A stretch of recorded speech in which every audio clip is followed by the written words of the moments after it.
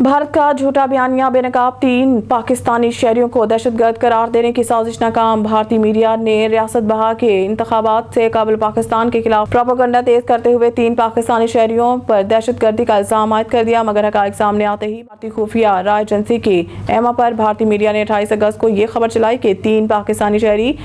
کٹھمنڈو کے راستے بہار میں داخل ہوئے اور انہیں دہشت گرد قرار دے کر ریڈ الرٹ جاری کر دیا، لیکن چند ہی گھنٹوں بعد ان پاکستانی شہریوں کے بیانات اور سفری ریکارڈ سامنے آ گئے، جن سے واضح ہوا کہ وہ محض روزگار اور سیاحت کے لیے نیپال اور ملیشیا کے راستے کمبوڈیا جا رہے تھے۔ حسنین علی، محمد عثمان اور عادل حسین نے بھارتی میڈیا کے الزامات کو بے بنیاد قرار دیتے ہوئے کہا ہے کہ بھارت جھوٹی خبریں پھیلا کر دنیا کو گمراہ کرنے کی کوشش کر رہا ہے۔ تجربہ کاروں کے مطابق بھارت دراصل مئی میں آپریشن سندور کے دوران پاکستان کے ہاتھوں اپنے رافیل طیارے اور ایئر بیسز تباہ ہونے کے ہزیمت مٹانے کے لیے ایسے پروپیگنڈے کر رہا ہے تاکہ کشمیریوں اور پاکستانیوں کو فیک اکاؤنٹس میں نشانہ بنا کر دہشت گرد ظاہر کیا جا سکے۔